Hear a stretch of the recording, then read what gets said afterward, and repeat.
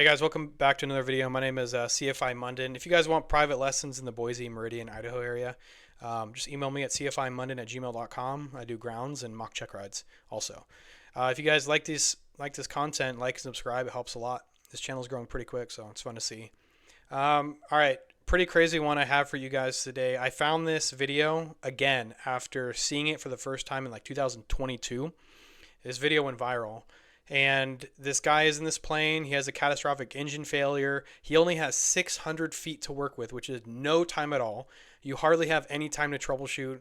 You don't even have any time to make radio calls. You're just focusing on survival. So I ended up finding out that this pilot on the left, who is a flight instructor who owns straight and level seaplanes, ended up passing away in an aircraft accident after this one in the not too far future. I didn't even know until I read the comments, and everyone's like, rest in peace to the guy on the left. I'm like, wait, he didn't die. And then I found out he died later in a crash, which is really tragic. So we'll talk about that. He also does a really good voiceover about what he's doing here. We'll watch this one first, and then we'll just go from there.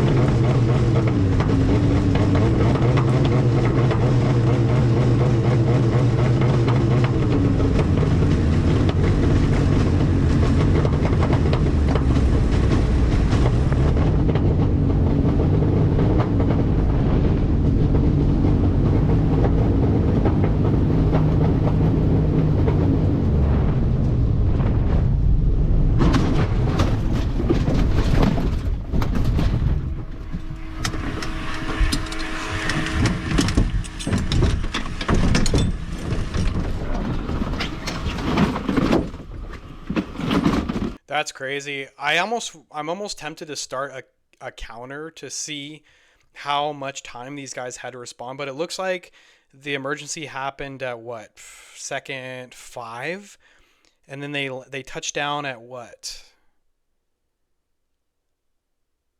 Looks like, so these guys had about 30 seconds to respond to this emergency. So the first thing that I'm noticing, and I'll do his voiceover here in a second because I found it, is that him and his student immediately point to a field. They know that they don't have a lot of altitude to work with, 600 feet. Like I said, apparently it's only about 30 seconds to work with, no time at all. They immediately point to a field. Okay, so what I like to train my students in is the ABCs in an emergency, right? So you go to airspeed, so probably pitch for best glide or put the nose down or whatever is required to keep that plane safe and in the air for as long as possible. In this case, they had a field. All right, so that goes to B, which is best place to land. And then you run through a checklist. Let me tell you something. Do you think that they would have time to run through a checklist? 30 seconds? Imagine at this point in time, if he has an engine failure and he starts looking through his pockets, stumbling through a checklist, finding the right checklist, flipping it around, and then being like, okay, we're about to have a forced landing here. Okay, blah, blah, blah. No. You need a flow. And that's exactly what he does here, is that he has a flow that he's trained before that, okay, if I were to encounter an engine out or engine failure, this is how I would do. This is why I think chair flying is so important, and going up and practicing this with your instructors, is that you need to have this down to a T, muscle memory. Because when you're up there and you're kind of just willy-nilly training emergencies, okay, doing this next, that's not super realistic. It has to be fast. It has to be a flow. And it has to be muscle memory. And that's exactly what this guy does here, is that it's all muscle memory. It's a flow. He understands the system of his aircraft, and he's able to use that flow while simultaneously looking at the field, pitching the nose down, gaining that airspeed, making sure he doesn't get slow. This is a push prop, so he has to push the nose down in order to maintain rudder authority. But not a lot of time to work with here. Okay, that's why running through your emergencies, it's really important in getting those flows down. People are a little bit too dependent on using the checklist when, if you look at the emergency checklist, there's those bolded items. Those need to be memorized, which means that they have to be incorporated into a flow. So get that flow down. And here is his voiceover. So he breaks down everything that happened, which is, like I said, really impressive to watch. This guy is definitely on it. Welcome back. For today's special episode, I lose an engine and I go down in the cornfield. Auxiliary fuel pump on, verify ignition. my voltage is good, but I have no fuel pressure. I take the controls from my student, and now I'm committed to landing. At 600 feet AGL, I don't have much gliding distance, but luckily there's a nice field right in front of me. This airplane has a pusher prop, and when you lose an engine, you lose a lot of your elevator and rudder authority. To combat that, I push the nose down to pick up airspeed. That way I have enough elevator authority to make a safe flare.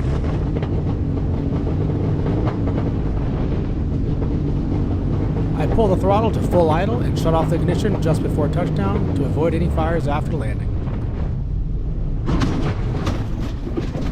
Not the smoothest landing, but no damage to people or property, so it's good enough for me. Exactly. And this is like one of the most impressive moments right here, is that he flew that plane all the way into the ground. You need to fly that plane as long as possible. I think it's really easy for people to get to like full idle and shut off to get the to like ignition. right here, and then they kind of just give up. That guy, he started to flare, and then he even had the sense to turn off the engine and the fuel pump in order to prevent a fire from happening on the ground. This guy already knows what's going to happen.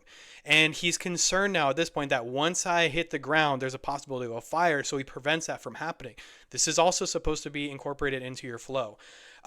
So yeah, and like he said, he's not, it was kind of a hard landing, but at the end of the day, he survived with maybe minor injuries. I don't know, bruises at least. I'll take some bruises after this. I mean, these guys could have easily died. There was nothing but trees and suburbs out here. But he has the sense to turn off anything that could possibly cause a fire on the ground, and then they get out as soon as possible because they're worried about a fire happening. And I remember this one time, I'll tell you guys a story at another point. And anyone who flies out of my airport knows and was there when this happened. But this guy, he hit the ground super hard.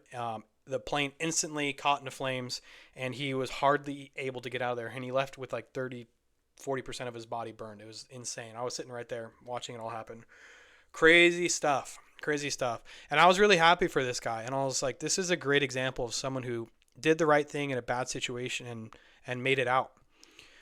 Now, I was reading this story and I was reading through the comments, and I found out that later this guy right here, which is the guy in the left seat, Antony Ronald Yen, ended up passing away. And I'll read this article to you guys. When he actually, let's see. Yeah, so he wrote about this. Oh, and then also Jordan Hall passed away too. I wonder how old he was. He was 32. These guys were young. These guys were really, really young. So he had a YouTube channel. There's a little bit about it here. So aircraft, September 2023. Yeah, right here. If you look on this wiki article, it says on October 17, 2022. So when was this posted? Wow. So this was October. So not very many months later, he had another emergency. That's crazy. What is going on? On October 17, 2022, a single-engine Aero Adventura 2 plane crashed with 2 people on board near North Perry Airport in Pembroke Pines, Florida, killing 32-year-old student pilot Jordan Hall and 34-year-old flight instructor Antony Yen. Authorities say experimental aircraft went down at approximately 11:45 a.m. in a residential neighborhood of Miramar, just south of the airport. No one on the ground was injured. Early reports indicate the plane may have been leaking fuel before it went down. Oh, man, that's honestly insane. So, yeah, it's really sad to hear that this guy ended up dying, like, not too later after this. What is this plane? Does anyone know what this plane is? Is this it? Is this what they were flying? Have any of you guys ever flown this before? I actually think I know someone who was trying to get me to fly in this plane. That's so funny. Yeah, he just sent me a picture of this and told me that this is what he flies. Let me see if I could find a picture of it. I'm not going to be able to find a picture of it. Crazy. So, no, is this it? They have pictures of him actually going. They took pictures of him crashed his plane into a building of some sort. I wish I could find it. Dude, this is really unfortunate to hear. See if there's pictures of it. Just of the plane. So it looks like here's a picture right here. Apparently, he was a really good instructor too. Just goes to show you we're in a dangerous field. Of course, there's no pictures on here. We're in a dangerous field. So, all right, biggest takeaways from this, guys, is really start to get down your flow and understanding why the flow is important. When you have an emergency, it should be instinctual, airspeed. All right, do whatever it takes to get yourself in best glide and prevent yourself from stalling. Best place to land, the first thing that you should be looking at, and I tell my students this, is if you have a GPS or you know there's an airport next to you, go to that. All right. Too many times I've been flying with students and I'm like, okay, where's your best place to land? And they're like, that field right there. And I'm like, okay, well, you got that field right there, which looks great. However, there's an airport 1 mile off your shoulders. All right. You should be landing at that airport instead. And then running through your checklist. Depending on the emergency, most of the time this is going to be a flow, which is the bold items on your emergency checklist. All right. And then if time allows, and after your flow is complete, then you could break out the checklist and you can start rolling through it. I'm telling you right now, if you're on a check ride with a DPE and he gives you an engine fire and you pull out the checklist before putting the nose down, banking 45 degrees, trying to get that fire out, he's going to slap that checklist out of your hands, literally. So yeah, practice EPs with your flight instructor. I'm really sorry to hear about Antony Yen passing away after this. Like I said, I had no idea until I started reading the comments. So, well, in this video, by actually reading the comments, this guy said, wait, you don't just open the door with your parachute, GoPro, and selfie stick in hand as soon as possible as the engine starts.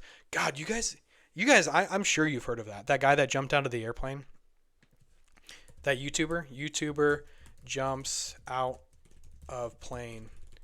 Didn't he get really, I think he got founded as guilty and he's like going to jail now or something. But there's this YouTuber, man, I don't know. I feel like this has been talked about more than a few times, but this YouTuber buys a plane and then fakes an engine failure and then jumps out of the plane. And he has like 7 cameras set up all over the airplane.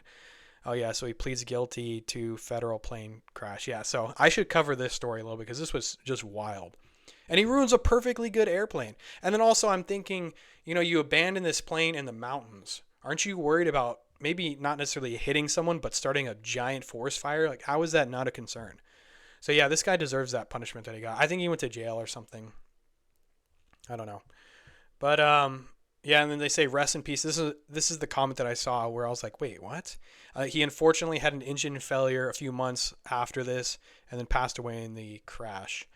Excellent work. The foresight required to have matching t-shirts and shorts for such. Yeah, I did notice that they had matching t-shirts and shorts. Good. Maintained airspeed, identified landing area, and executed smoothly. No panic. Good job. Yeah, they were pretty calm, cool, and collect, to be honest. No one panicked, and you guys are safe. Very good. Given the time to react, which was, we saw, only 30 seconds. Good support and trust from the second pilot too. That's one of the things I noticed is that the student pilot instantly had his hands off and then identified the emergency immediately and actually pointed to a field. And you could see that he was saying something about that field because he was pointing to it.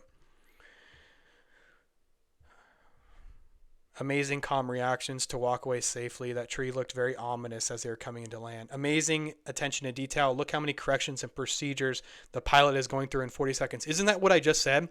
How much that guy went through. He went through his ABCs like that. He went through his troubleshooting procedure, and then right before he landed, he shut off the engine and the fuel pump and the ignition switch. Crazy. All right, last one. Terrifying, but way to go. That was intense. You landed that masterfully. It's absolutely amazing. Crazy. All right, that was it, guys. Antony Yen, rest in peace, man. You did well. See ya.